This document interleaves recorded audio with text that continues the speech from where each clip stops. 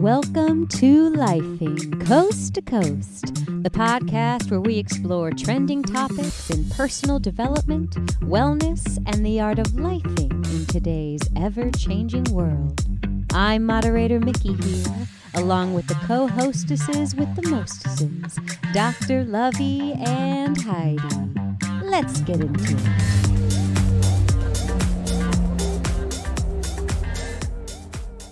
Welcome back to Lifing Coast to Coast. This is your favorite destination for authentic conversations and real life growth. I'm moderator Miki here with the two co-hostesses with the hostesses, Heidi and Dr. Lovey. How you doing? I'm wonderful. How are you? I'm good. I'm excited. What are we talking about? Well, I'd like to discuss ambiguous loss and disenfranchised grief today. I think that this is something that a lot of us deal with. We often talk about and we hear about letting go, self-forgiveness, forgiving others, releasing. And I know that unless you go through and acknowledge that there has been a loss and go through the grieving process, you can get stuck. And it's really hard. You can say that you've released, you can say you let go, but it keeps resurfacing. So I think that this would be a really good topic. And I'll briefly just share what it is. And then Heidi has a little story that we created to help spell it out, right? And give you a visual. Yeah, what is ambiguous grief? Yeah. Okay, so ambiguous loss is when there's an uncertainty or vagueness around a loss, where you're unable to have closure around it or make sense of the situation. A lot of times it brings up confusion because there's this feeling of incompleteness or it's not clear. So there's different types of ambiguous loss. There's a type 1, which can happen in wars, natural disasters, immigration, deportation, divorce, or separation. So you have that physical absence with the psychological presence, okay? Then the type 2 is where you have that psychological absence with a physical presence. And this is where maybe you have a loved one who is cognitively not there, whether it's from dementia, Alzheimer's, or Parkinson's, some kind of brain injury, or maybe you have a loved one who is misusing or abusing substances and isn't present psychologically or emotionally. Or you have somebody in your family who has a mental illness who isn't able to be there psychologically, right? Parent who's not available. Another type of ambiguous loss can also be when you have a loss of a connection with somebody or loss of your expectations of what somebody will be. We see this happen with parents who might have a child who differs in their gender expression and identity than what their biological sex is or what their expectations that their parents would be. Even if their parents are very accepting, there's a natural loss and grieving that has to happen in order to move forward. And it's completely normal. It doesn't mean that you don't accept your child for who they are. It's a loss of what your expectations are. Chronic illness, people who have chronic illness, this also happens. And there's a difference between anticipatory grief and ambiguous grief. Anticipatory grief can happen at the same time as ambiguous grief, but it's more about facing a person's terminal illness and knowing that you might lose that person. So you can have somebody who has cognitive decline, and you can be dealing with the loss of them not remembering you, not being able to connect with you in the same way, and then also have that anticipatory grief at the same time because you know that they're going to be passing in the near future. And Disenfranchised grief can intersect as well. And this happens with unrecognized loss. So this is oftentimes when there is a loss that's not socially recognized, validated, or supported. This is when people will have disenfranchised grief, where they'll feel isolated. They feel like their loss is not viewed as being legitimate. I see this happen even with death. I've seen this happen with a client of mine. She lost her father in the 90s to HIV/AIDS, and they didn't have any kind of funeral or memorial service, and it wasn't acknowledged within the family, and there wasn't an allowance for grief because of the shame and the type of death that this person experienced. We see disenfranchised grief when people lose pets that are part of their family, and it's not recognized as a loss with the people around them, and they're not given that openness to be able to grieve. We also see it with miscarriages or stillbirths. We see it when somebody dies by suicide or when somebody dies by overdose. Sometimes there's that societal expectation or the Stigma. Yeah, the stigma that does not allow them to actually grieve their losses.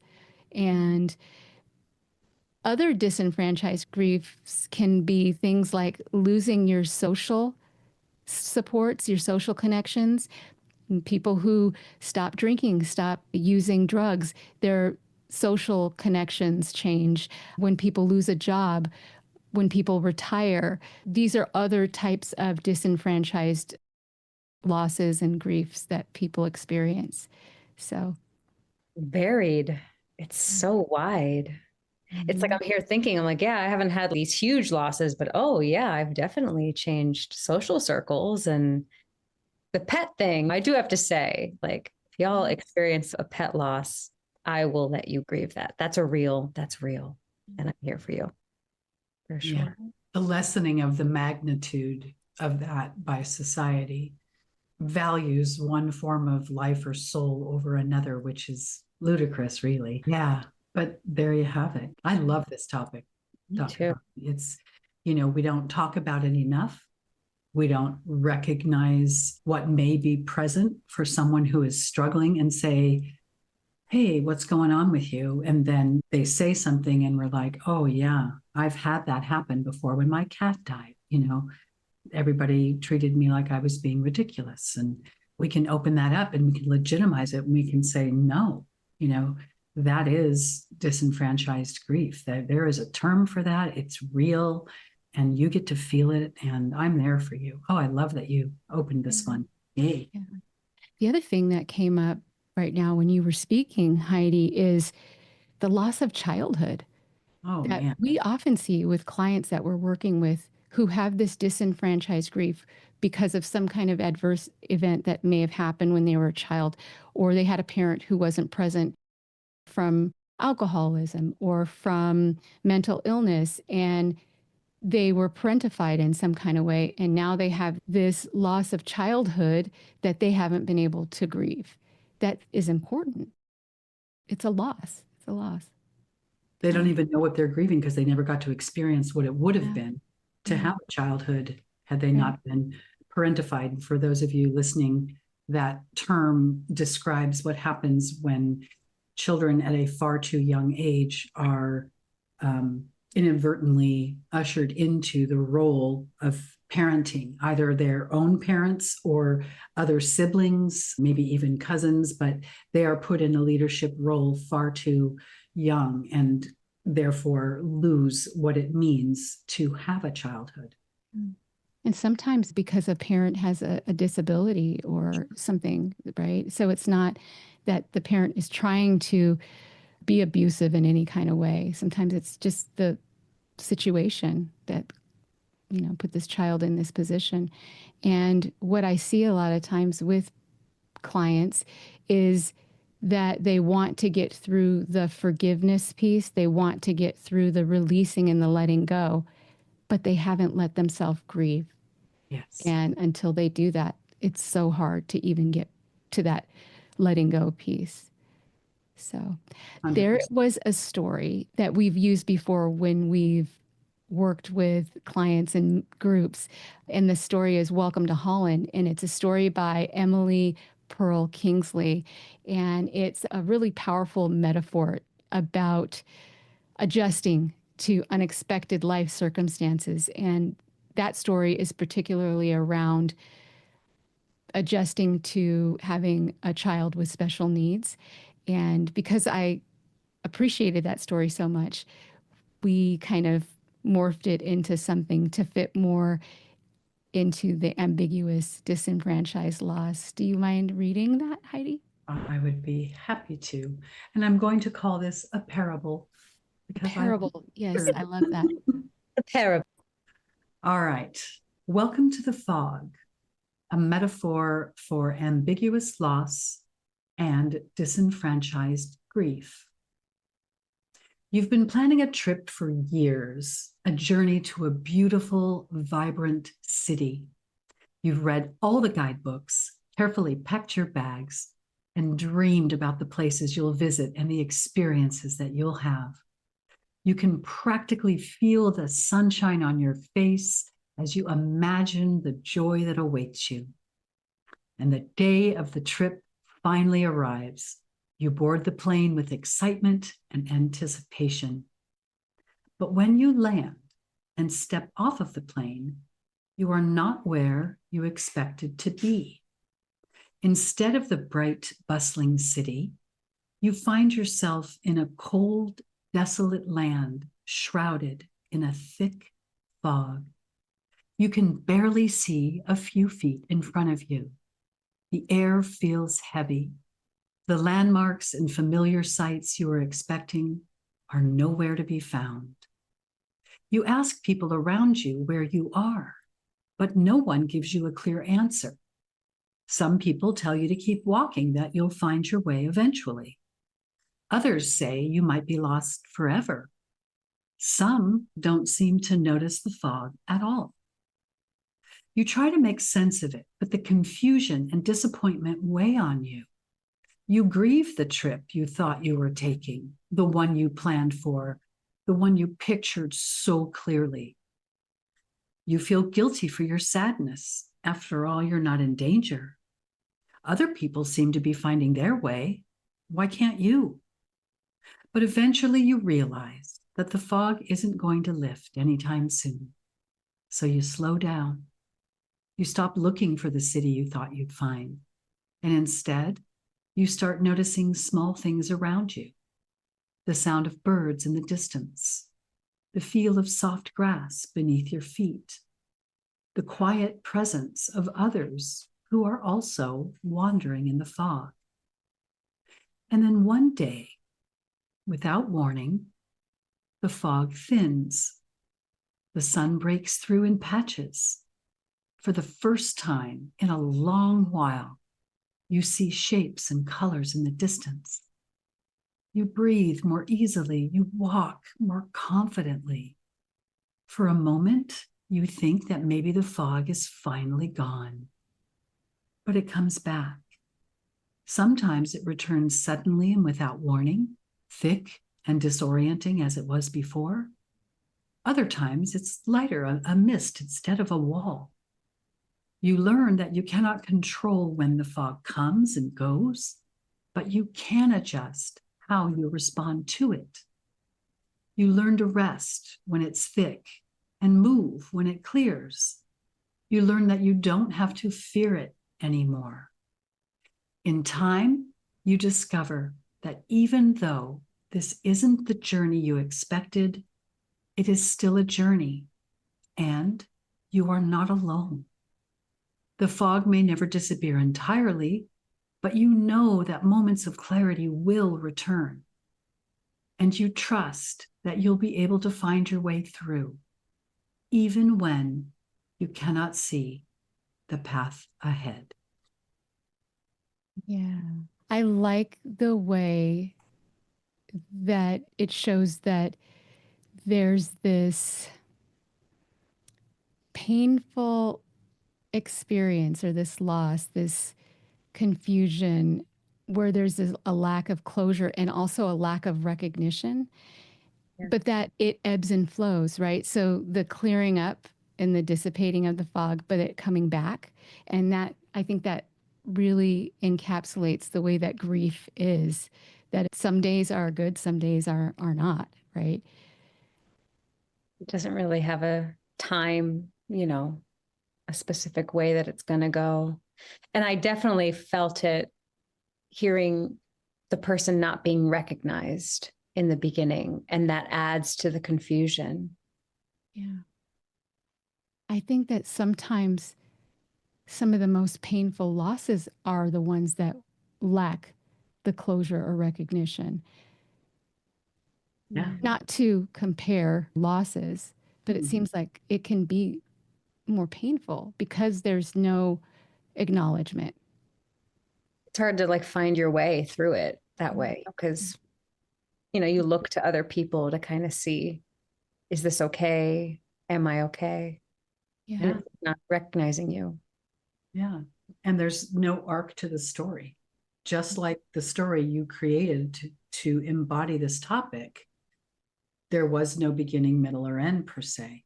It was a disappointment that had no trajectory that you could say, oh, it's all going to be okay in X amount of time. It doesn't work that way. Yeah. And both of these types of losses can complicate the grieving process because it leaves us feeling stuck, right? So let me ask the two of you, has there been a loss or a grieving of someone or something that you weren't able to fully feel, or that you weren't able to get closure with, or that you weren't able to explain, or where you felt like you were in a fog? Yeah, that really reminds me of COVID. I didn't lose anyone during COVID, but when you were talking about that, it reminded me how a lot of people lost their loved ones in the hospital and they couldn't say goodbye. That's a really good point, Miki. People not being able to be there with their loved ones that they lost in the hospitals, people losing more than one person. And just people losing their freedom and their future, or what their future looked like. Yeah. That part of it, Yep. Losing a job. Many lost jobs that they never returned to. Everybody started working from home, and that trend has stayed. It has not shifted back. Yeah, that was wild. Yeah, I mean, here we all are. I had an office during COVID. I had a place to get in my car and drive and go to work. And it never occurred to me that the day that the curtain dropped, that I would never return to that office again. And I never did. And that was weird. I mailed in my keys. So this loss of people, and I did lose someone very dear to me during COVID. She died just the way you described, alone in the hospital with no family members by her side. It was horrific. And to add to that, she had received her second vaccination 3 days prior to her death. And then, of course, it begged the question, why didn't she get it sooner? Why, people were asking questions like that. And I was like, it's not an important question. But yet she was stigmatized for a choice. So Horrible. Yeah. I'm glad you brought that up, Miki, because everyone listening to this can relate to what happened to them during COVID in terms of ambiguous loss and disenfranchised grief. All right, back to your question, Dr. Lovey. So for me, mine is very recent and very real in that I'm just newly navigating a lifestyle change. So my husband and I are in our golden years. We are living, or have been living, the two of us, with plenty of room in the house for the visit from my 3 children and the 3 grandchildren. We're about to have number 3 to come, and plenty of room for everybody to bunk out and hang out. And it's been a dream of mine, and it happened. And what a beautiful reality. And the 2 of us, my hubby and I, we're besties. We love each other. We have a really fun, easygoing, playful relationship. And We don't have to be with each other incessantly. We have our freedom and our independence, and we like it that way. And we can come and go, and all is good. I'm not responsible for him. I've never done his laundry. He's not responsible for me, although he does a lot of things for me. Point is, our life just changed, and it changed completely, and it changed for an undetermined length of time, because one of my younger sisters, of which I have 4 and one older, one of my younger sisters has early onset Alzheimer's. And as a result of that, she is now living with us. She moved in with us in January. So she's been here for a little over 2 months. And she's dealing with, of course, her own loss, her loss of her cognitive abilities, her loss of her memory.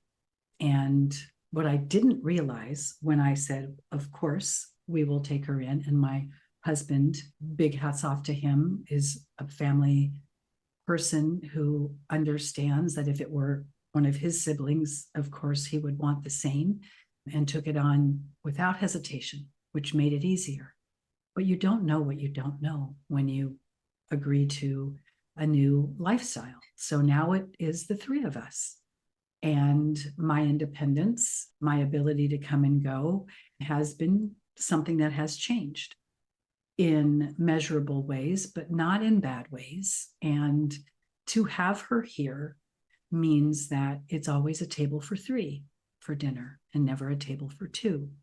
To have her here means I have responsibilities for another human, much like I had as a mother of children.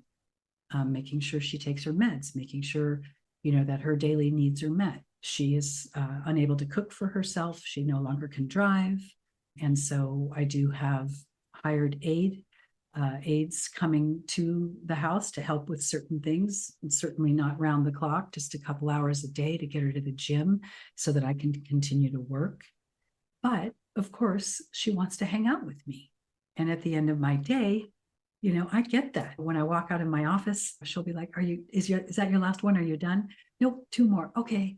But she's anticipatory of company with me. And we have a hell of a good time. I adore her. She's fun. She's easy to be with.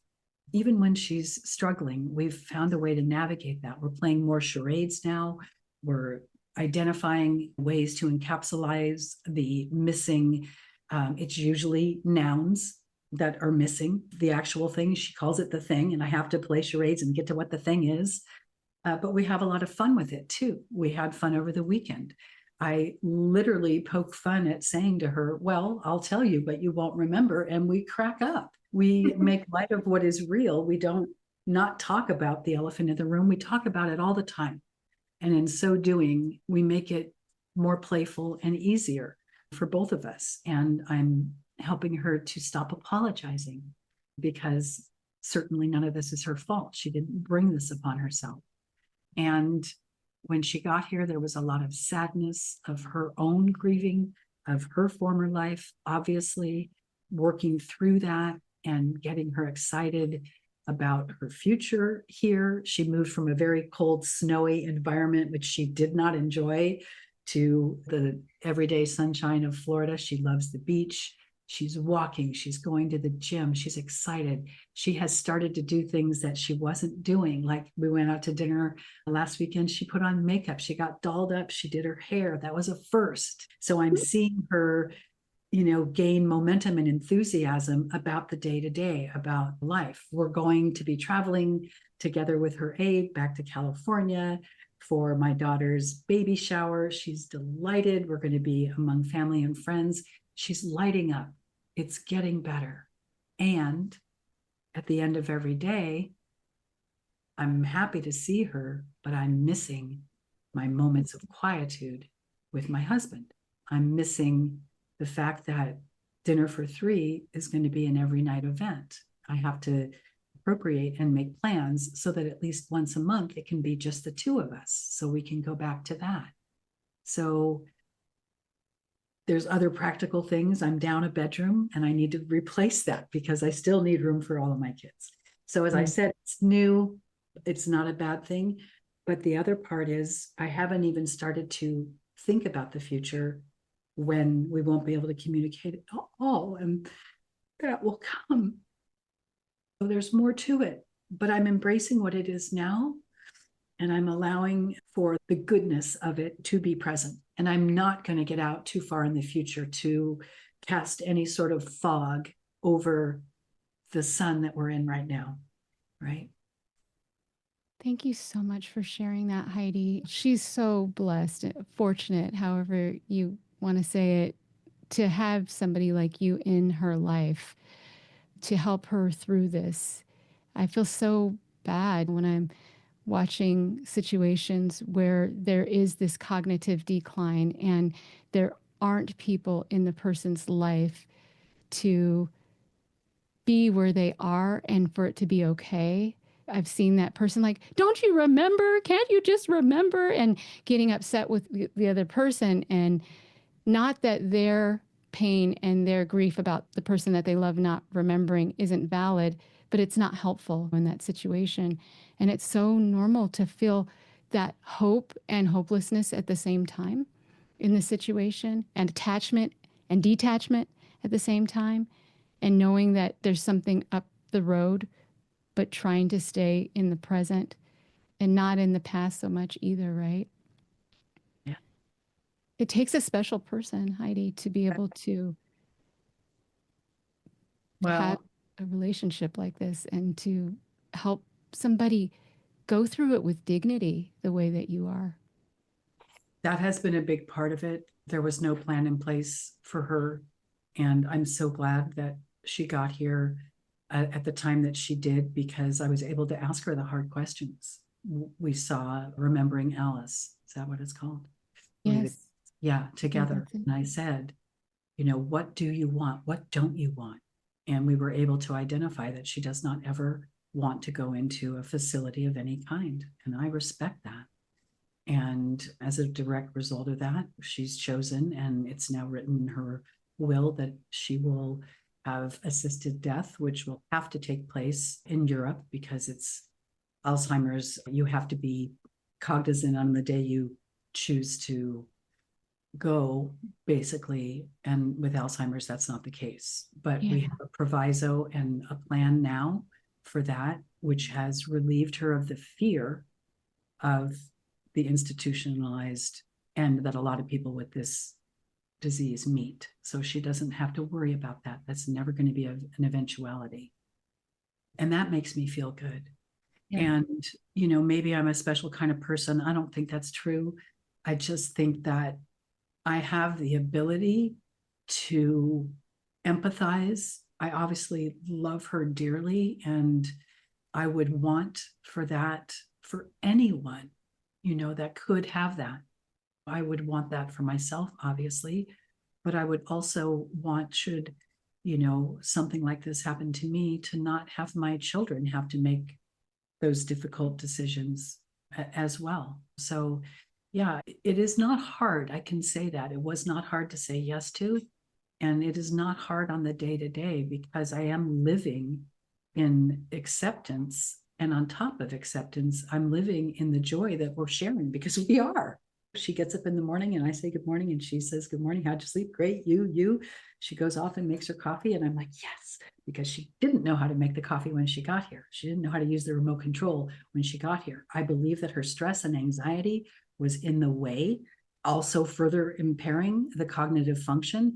And with that gone, when I see that she is not anxious or stressed or sad, then she can do so much more than she was able to do when that was a constant. And we know how mental health works. It makes sense that she can do those things now, because she's free of those burdens that were on her mind, So. Heidi, you are magic. I just want to say you are a special person. Well, I appreciate it. It's so good that she has you. Well, I'm glad that I have her. Life gives in both directions, right? And with everything, you look for purpose and meaning. I don't have to look too far. The couch actually is all I have to do. There she sits. And she's lovely. She's a lovely human. She's easy. She's social. She wants to go out and be in the world. She wants to have fun. I've been talking about the adventures we're going to have together. And never in a million years. I even teased her yesterday because we've got 2 caregivers at the moment and we're figuring out the schedule. And I said, well, your ladies in waiting will both be here this morning. And I said, once they arrived, I said, so did you ever think that you would actually be a princess? And she was like, no, this is amazing. And so we're delighted in that, all 4 of us standing in the kitchen, delighting in the fact that I know she was never treated as special. When she was little and our parents got married, she was only 7 when she came into my life and I was 15. And, the extra kids were not welcome. I can say that out loud.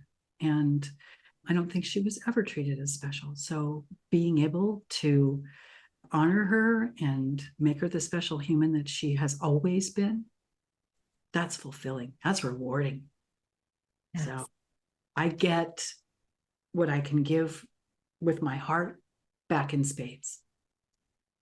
It's beautiful. You are not only coping with ambiguous loss, you're also coping with the anticipatory grief that's coming up. And you are doing it with such grace, Heidi. And you're using all of the strategies and tools just naturally that we would suggest in these situations, which we will cover before we end. I just wanted to ask Miki really quick, before we go over how to cope with ambiguous loss and disenfranchised grief, was there an example that you wanted to give?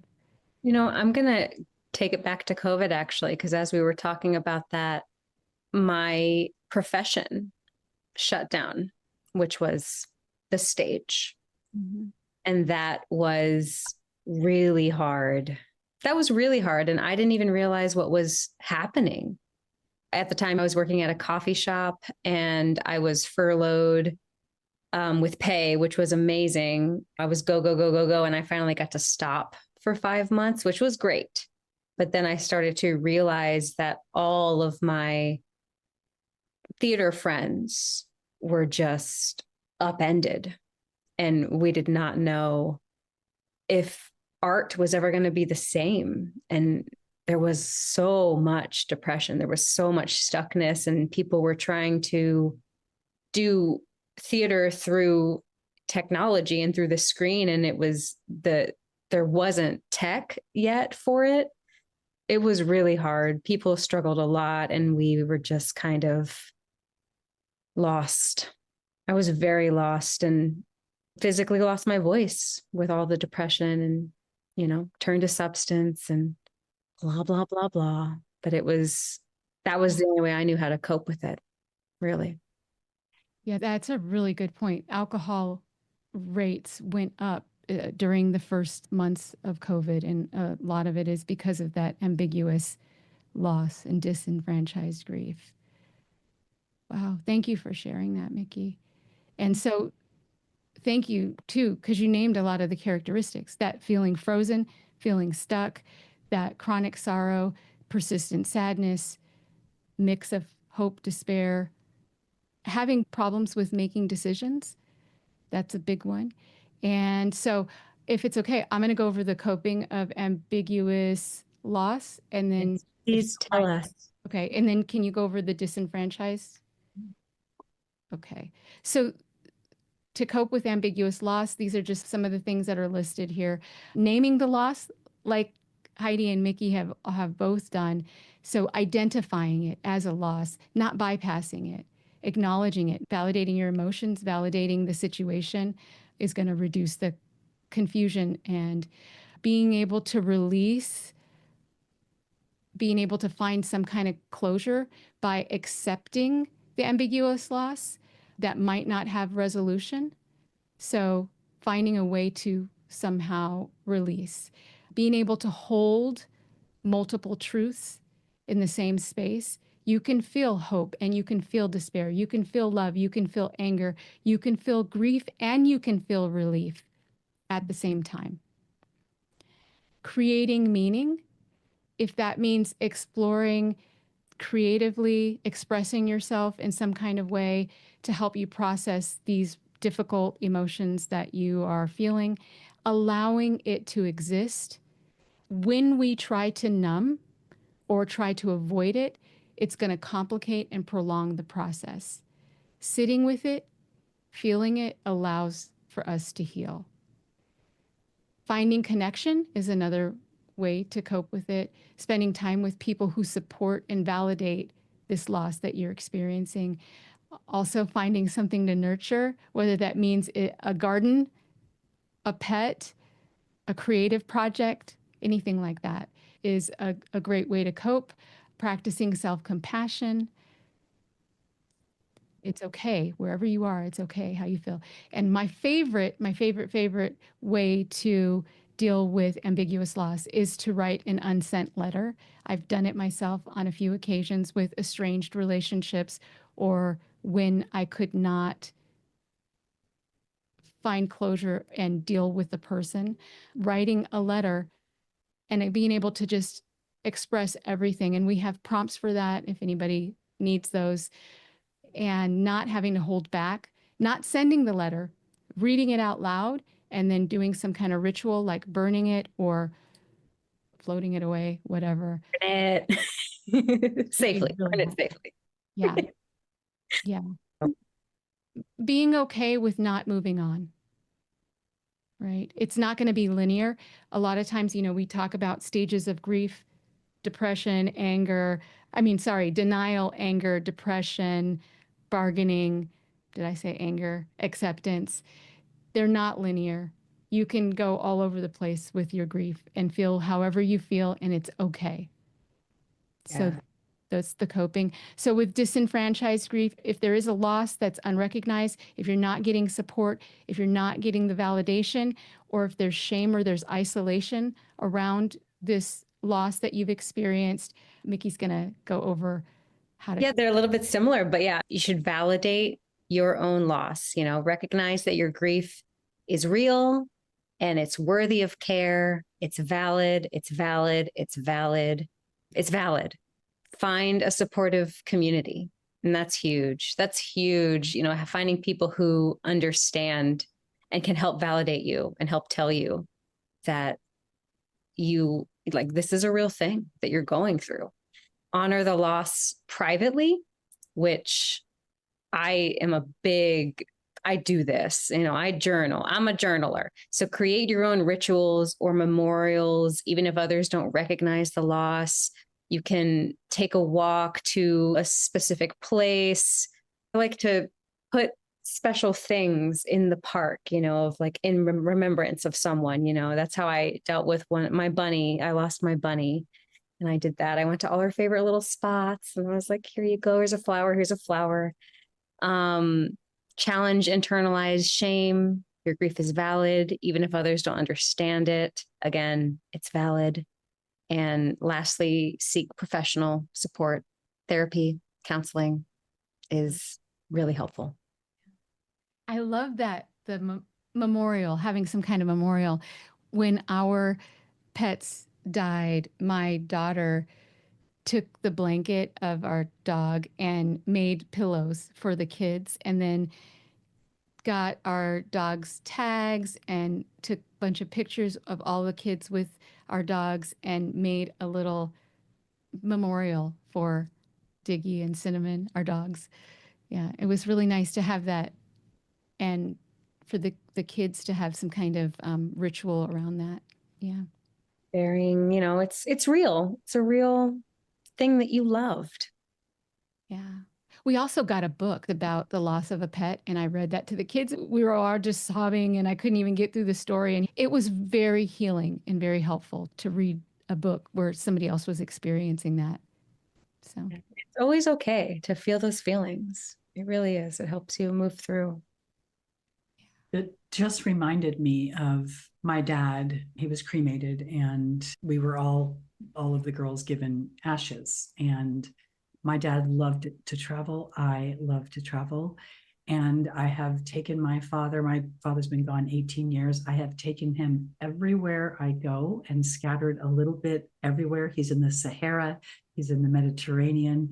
He's on a bunch of really cool bluffs and hillsides. He's in the corner of a castle.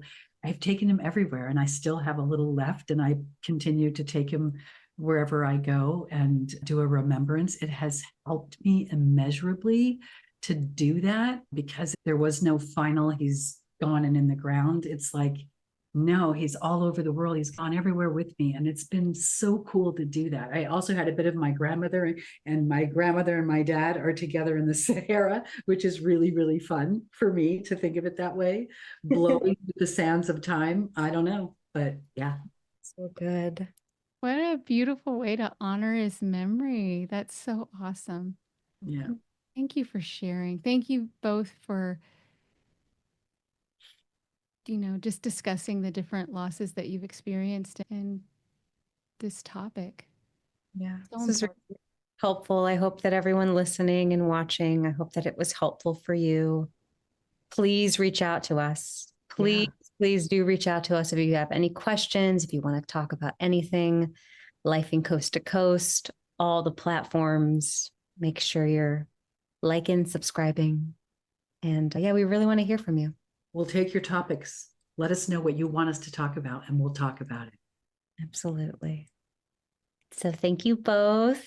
Thank you, moderator Miki. We'll see you all next time on Lifing Coast to Coast. Ciao for now. Thank you for listening to Lifing Coast to Coast.